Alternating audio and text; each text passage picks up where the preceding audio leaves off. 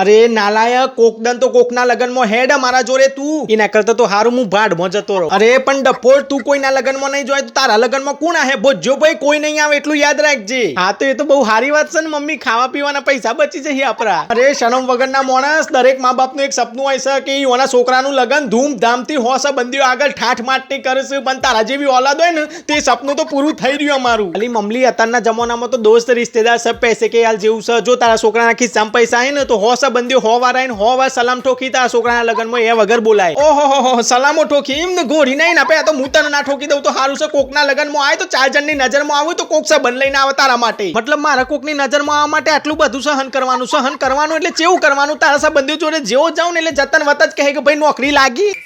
પાછા જોઈને મને પૂછવાનું કે બેટા ગવર્મેન્ટ જોબ લાગી જાય. યોને ખબર છે કે હું તૈયારી કરું છું તો એ મને પૂછ કરી લાગી જાય જાણી યોનો મદદ નહીં આપેલો ચોક પ્રાઇવેટ કંપનીમાં કાળી મજૂરી કરતો હોય છે તો એ મને પૂછે છે લાગી જાય. અને એટલું જ નહીં, જો સંબંધી પૈસા વાળો હોય ને તો મારા બાપને તે લોકો કોઈ સમજતા જ નહીં. ગમે તેના આગળ બધોના આગળ કોક ટોન્ટ માઇન્ડ મારા બાપની ઇજ્જત કાઢી નાખી, પણ એ લોકોને ખબર નહીં કે મારું ચડતું લોહી છે. જી બેનથી બે જારા કરાઈ નાખે એ બધોને પૈસા વાળોને. છેલ્લે જો મામલી તમારા સંબંધીઓ છે તો તમે નિભાવો સંબંધવાળી, મારે નહીં સહન કરવી એ બધી બીમારી. ગોરી ના